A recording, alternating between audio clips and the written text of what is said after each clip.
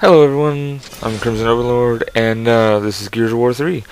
This is my first impressions. Basically, everything about the game, pretending that I never played the beta. Um, so what you're watching is Horde mode, in case you couldn't tell. And it's a lot different than Gears 2.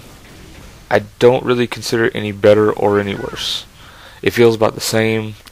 I mean, as far as good, like it's the same quality. It's different. It's enjoyable. I love it. A lot of the creatures, the new monsters or whatever, are good. And the little spikes are nice to slow them down, things like that. But as far as quality, it's just as much fun. I actually think the boss rounds are better and worse at the same time. So basically, the boss rounds, at the end of this video, you'll see we failed, like round 10, because they threw us up against a Lambent Berserker, and they kind of drop random, like, flamethrowers everywhere, and they kind of hint that you need those, and then the Lambent Berserker shows up, and it took us the entire round, and I was the only one left alive by the time we figured out that the flamethrower causes the Lambent Berserker to kind of open up her chest, which allows you to shoot the core. It took us, we couldn't figure it out, and we actually played the whole second round before anybody else figured it out, because I was in another room with no mic, and I couldn't tell them it, and I don't think they had noticed right away. And then we spent the third and I think fourth tries trying to get that to work, and we were getting stomped on by this Lambent Berserker. But I think it was the day before I had played with less people, and we got to the round 10, the boss round, and it was a completely different boss type character. I don't remember exactly what it was. I think it might have been the mini corpser, but I don't remember because I've played beast mode so many times. They're starting to kind of overlap. But beast mode is the next thing. The boss rounds being better is because the boss rounds are awesome. That's why I like them. But I already told you why I didn't like what I didn't like about them.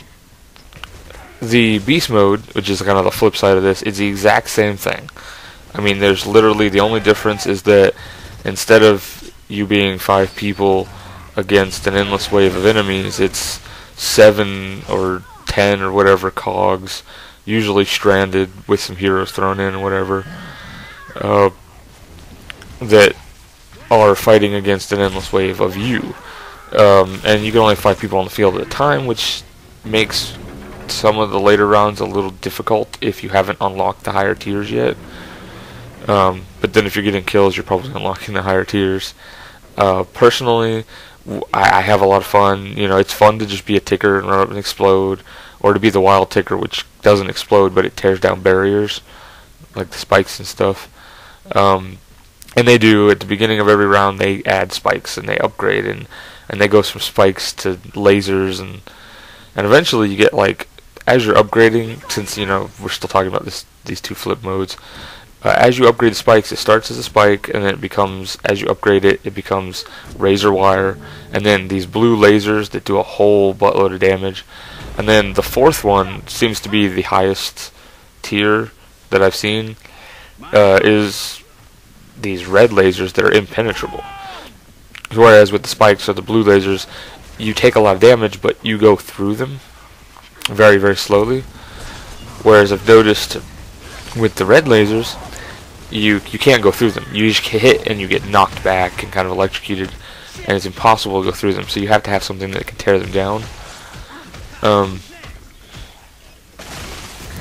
So it's nice because they're kind of impenetrable. So if you've got one guy who's focused on barriers, and one guy who's focused on turrets or whatever, and one guy who's just saving up his money and giving it to everybody because he's not using it, we ended up, because I think it's more successful if you have one guy who focuses on barriers, because he's going to be the one who's able to upgrade fully.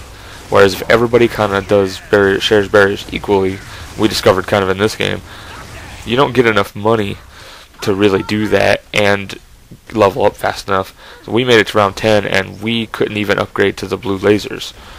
Whereas if one guy had been working on all the barriers and had free roam to be able to get where he needed to go, nobody in his way, I think we could have had a base successfully set up with blue lasers by round 10.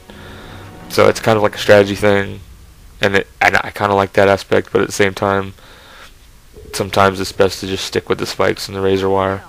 These little cardboard cutouts are decoys. They're different on each map, but it's basically the enemies fall for it, and they go after it, and they try to kill it, which gives you time to kill them. And I myself have actually fallen for decoys while playing beast mode. If you're a blood mount, the guy on top of you shoots automatically. Like you're the thing on the bottom, and the guy on top shoots his gun, and he fell for the decoy, which I saw the little red thing basically indicating that it was an enemy, and I just ran up and hit it, and I felt like such an idiot that I fell for the decoy, because I'm a human person. I shouldn't fall for the decoy. So it was kind of cool that. I mean, on this one it'd be easy. I could tell, it's a cardboard cutout of coal. But on the other map, it was actually like a training dummy, so it was like the right size of a stranded. So it was kind of cool that they made it able for you to fall for it. Multiplayer in this game is so much better than Gears 2. I mean, it's kind of hard not to be, but the multiplayer is a vast improvement. And while I kind of I'm always gonna miss Gears 1 for the Warzone execution game types, but other than that, multiplayer in this game is the best multiplayer in Gears of War. I like the kind of search and destroy feel. I like being the last man standing, trying to find my enemies and whatnot, and take on an entire team by myself. That aspect is really awesome. And because of how fast-paced Gears 3 is now, because this is what people ask for, because of how fast-paced it is, Warzone is over in like 30 seconds. I've personally never played a Warzone game yet, and this is what day 3 when I'm recording this, but I haven't played a game of Warzone yet that lasted more than 60 seconds. Because it's just so fast killing people. And it's not a bad thing. I enjoy that kind of thing. I like it being fast-paced, and it's much more fun than both the previous incarnations. But at the same time, I definitely want that feel. I want like Warzone to be slower paced or something, but that would require a whole separate weapon setup, and it's not possible. So Gears 1, I think, is always going to have its core following. I'm always going to be able to pick it up and play it whenever I want, which is awesome. But I'm going to be, but then I could play this for the good stuff, for the team deathmatch and the good King of the Hill type games. And the one bad thing I want to say about the Gears 3 multiplayer, like right now, first impressions, one bad thing is Epic needs to give up on the capture the flag game type. They've tried so hard and so many times to make capture the flag in Gears of War, and they fail at it, and it's not necessarily their fault. It could be their fault. Some of the stuff they've done is kind of dumb, and I think they should have done it a different way in an effort to because I can think of a few ways that they could have made it still Gears-like and be more streamlined, capture the flag, but they wanted to make it kind of unique Gears feel, and I think it can't be done. So they need to just give up on capture the flag if they make another Gears game or whatever, or even when they're updating this game, trying to make the different game types better and whatever. I think they should just not even bother updating the capture the leader or whatever. Just leave it the way it is, because the only few issues with capture the leader that I think can be fixed are things that they're not going to be able to fix properly, because Epic has a style, and to fix the whole to fix the problems that I have with capture the leader, Epic would have to give up on their style, and so it's just not going to be done. And I don't know what these things are. They look like husks from Mass Effect. They're like lambent humans. I have not played the story yet. I saw somebody play the first act, but I have not played the story yet. I have no idea why there are lambent humans. You know, I don't know where the Mass Effect husks came from, but I very much would like to see what the heck that was about, and I would like to know why I can't play them when I'm in beast mode, because that would be fun. And I think beast mode, to be completely honest, I think a big part of beast mode is that a lot of people I personally know have been asking to play berserkers and boomers in multiplayer for so long that I think that they just took that to heart and were like, well, you know, we've already got horde mode, let's see if we can work that out somehow.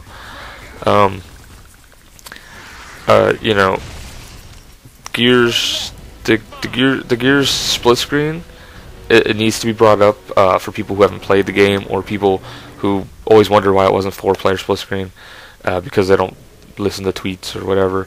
But basically, the Gears split screen is the way it is because they wanted to have split screen in Gears 1, but they had discovered from Halo that 4-player split screen makes the game lag if there's explosions going on all 4 screens at the same time. Like the engine and the Xbox, they just can't handle it. And so they knew that they couldn't successfully do 4-player split screen with what they were trying to do graphically and engine wise, and without sacrificing gameplay. And they wanted the gameplay to be fun. And if you've ever played you know, any game 3-player split screen, it looks ridiculous, and there's this part of the screen that just doesn't get used at all. So I think, you know, they were just kind of decided it's going to be 2-player split screen because we want split screen. We're just going to do what we can effectively, and then they just kept that formula because they keep pushing the engine and they keep pushing the systems, and Microsoft keeps not even bothering to fix any of the issues with that because they know it's not important enough to fix. And it's understandable. It's not like you know, it's not like I'm mad that they're not fixing it. It's understandable they're not fixing it. I'm just kind of explaining it. One thing though that I think Cliffy B himself kind of dropped the ball on, because it wasn't necessarily his decision to do this, but he himself talked about it. And basically, somebody asked if there was going to be theater mode in the game, and his response was no, because theater mode is dumb. And, and I mean, I don't remember the exact wording. If that could have been the exact wording, knowing him. But basically, you know, to say that the ability to go back and watch your gameplay, to watch what you did wrong, what you did right, what other people did wrong, what other people did right, to improve yourself, and to basically make yourself have more fun because you're better at the game than you used to be, to have that at your fingertips, like, how is that dumb? You know what I mean? I mean, if you were to say that, like, if he was to say something like, you know, programming theater mode is dumb because it doesn't make sense and it doesn't work right, that makes sense. Okay? But to say that the ability to improve at something is dumb, that's, you know, that's like saying that learning cursive is dumb because, I mean, and I personally don't care for cursive, but, you know, people learn cursive because it makes their handwriting nicer usually, and, you know, it makes things more presentable, so to speak. And so it's just like, bettering yourself is dumb, is what Cliffy B basically said. And as far as I'm concerned, he just dropped the ball on that completely. And I'm of the opinion that there's a very good chance that they just couldn't make theater mode work the way they wanted it to, because if you look at Halo theater mode, it works fairly decently, but there's some graphical glitches. If you look at Black Ops theater mode, there's a lot of input lag. Like, if you watch Black Ops theater mode, it's like you're shooting the air next to the guy, but then he's going down, because, you know, the theater mode is not keeping up visually with what's actually happening. And so there's this huge, and I don't know if it has something to do with, like, it's recording what the host saw, whereas what you saw was different, and that's why there's a video lag or whatever. But it's this huge issue with video lag in that game. And you watch somebody in theater mode, and you're like, you can't really watch them to see how they aim because the aim is always off. So it's you just have to watch their motions and kind of see if you can commit that to muscle memory. So it's just a various issues with theater mode, and it hasn't been perfected yet and things like that. Personally, my idea for theater mode would be, instead of doing it the way that Halo and Black Ops does it, which is to basically record input and recreate the game that way, it should actually be running kind of like a Fraps or something in game, their own version of Fraps or whatever, where it actually records audio and video, and you wouldn't be able to jump around like Black Ops and Halo. You wouldn't be able to make these awesome sweet machinimas and montages and whatever by changing the camera angle, but you could still have theater mode. You could still record what you did. That kind of thing would be good for people who can't figure out how to make theater mode the way they want. That just seems like something that I would like, because I'm very into watching my own gameplays. Plus, some people just like to post their own gameplays. And I'll tell you something I do with Modern Warfare 2 is I'll record for 3-4 hours of Modern Warfare 2, waiting to get a good gameplay that I can just, post up and talk over. And I end up getting like mediocre gameplays or crappy gameplays. And then the instant I stop recording, like literally like the next match or the match after that, I get an EMP without trying. And I run EMPs generally. I mean, sometimes I run nuke, but I prefer the EMP. It's just more fun. So but I get it. 15 kill streak. And like 3 of them were from air support, and like I wasn't even trying. I once got an EMP using purely secondary weapons, and it was literally the match after I had hit stop record and turned off my computer, because I just didn't want to record anymore, because I felt like I wasn't getting anything. And I literally went into the match with the intent to get 1 kill with a weapon so that I could get something unlocked and then jump out, and something awesome happened. And it's like, I think, and I know I'm getting off gears, I apologize for that, but the idea was that I'm saying is, it's just, I feel that there are ways to do theater mode that would be beneficial to the gaming community, because I can still watch myself play and still watch what I did right and what I did wrong, and it would still be beneficial and it would still be good, but it wouldn't be perfect, rather than just not doing it at all. And I kind of droned on about the theater mode, and I apologize for that. So let's talk about a little bit about campaign. I said before, I haven't actually played it. I haven't sat down and played it. I'm not impressed with the first act. I literally watched my friend and his wife play the first act. So I mean, the whole first act was, it didn't really feel right. And it was the reason I'm not impressed, and I'm actually disappointed that I wasn't impressed, because Gears 3 is written by Karen Travis, who, in my opinion, is one of the best military writers out there, or fantasy military writers, whatever, sci-fi military writers, whatever you want to call it.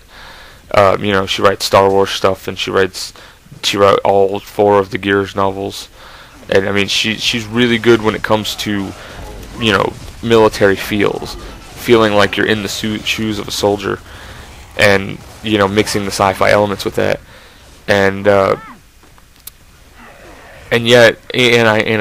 loved every book I've ever read of hers, but then I'm sitting here, watching someone play the first act, and I'm severely disappointed in the storytelling so far. Some of that's the limits of the company they impose upon her, because being a game, it's got shorter time constraints, and they have to kind of move things around, whatever. So maybe, and I've been told it gets better. I've been assured that it gets much, much better. And one of my favorite characters from the books is supposed to show up in like Act 3 or whatever. And so I'm looking forward to that, and I'm definitely looking forward to playing the whole story. And I was very happy to find out that eventually you fight something that's not lambent, because for a while I was severely disappointed that that everything I fought exploded, because it was like, how am I going to chainsaw something if it's going to explode when I do? You know? And it just was one of those things. So I don't know. I'll hopefully it gets better like people say it does.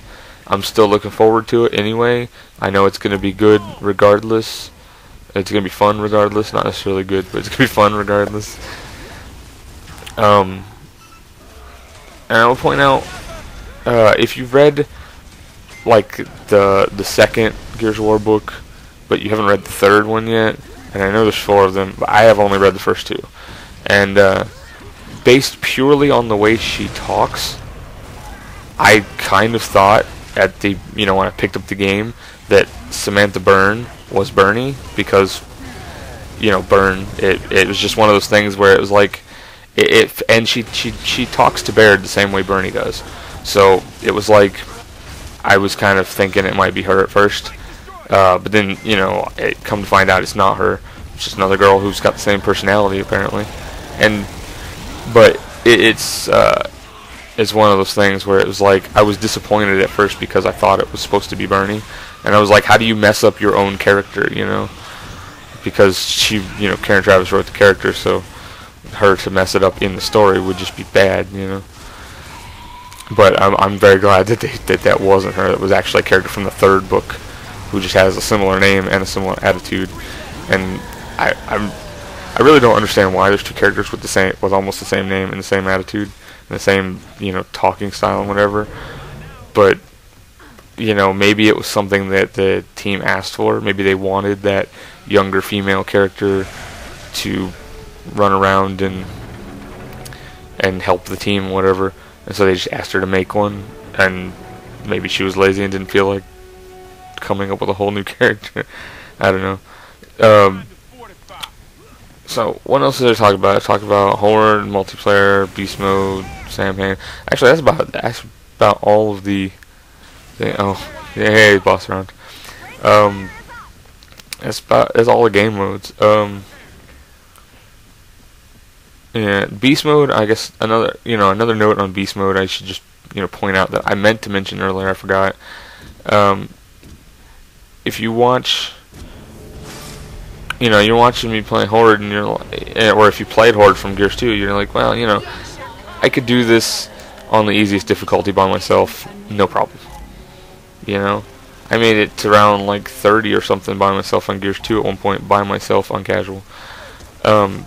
Because it's not difficult, it's just kind of tedious when you're by yourself. When you're playing with friends, it's fun, it's not so tedious, but you can do it by yourself with a little, you know, bit of boredom. Beast mode cannot be played by yourself. I've tried, I couldn't make it past round 2. Hey, there's the Berserker. That thing is ridiculously, like, that's like a level 50 type boss. I don't know why they threw it at us at round 10, because one of our later attempts, we laid into that thing. We did enough damage to kill like 15 boomers, and that thing was still running at us. It's ridiculous. But so anyway, you can't play beast mode by yourself because of the way Horde mode works now. Those spikes there, basically, if you don't have somebody dedicated to tearing those down, then you can't make it very far. You'll never beat all 12 rounds, because somebody has to tear those down in order for you to be able to get past them without dying, so that you can then get the points, the kills and the points needed to, you know, advance and get better stuff. You know, like a Berserker can just tear through everything. I can just run through everything, and everything just explodes. I don't stop or nothing, and that's cool. But I can't unlock the Berserker unless I get a bunch of kills with the lower tier stuff. And the lower tier stuff can't get me kills if it can't get through. So you gotta have somebody who's like a wild ticker, or, you know, a blood mount or whatever, who can just tear through the barriers for you while you're doing that. And one guy's basically gonna be a dedicated, you know, barrier destroyer. And that's the way you gotta play. I mean, you can do it with like 3 people, no problem. We made all 12 rounds And then we did it again with 3 people. Actually, I did it 3 people twice. Once on casual, and once on normal. And I'm about to get owned here in a minute or two. I survived pretty long because I'm good at horde mode for the most part. But I've never played the story, so I literally had no idea how to take down this berserker thing. But yeah, beast mode, superbly fun with a couple of your friends. Extremely difficult and annoying by yourself. It's just something to keep in mind if you want to play it. I tried it by myself, and then I tried it with friends. Stay tuned. I'll probably have more Gears videos in the future. I don't have any set time frame or anything like that, but I'm working on it. So just enjoy the rest of the video.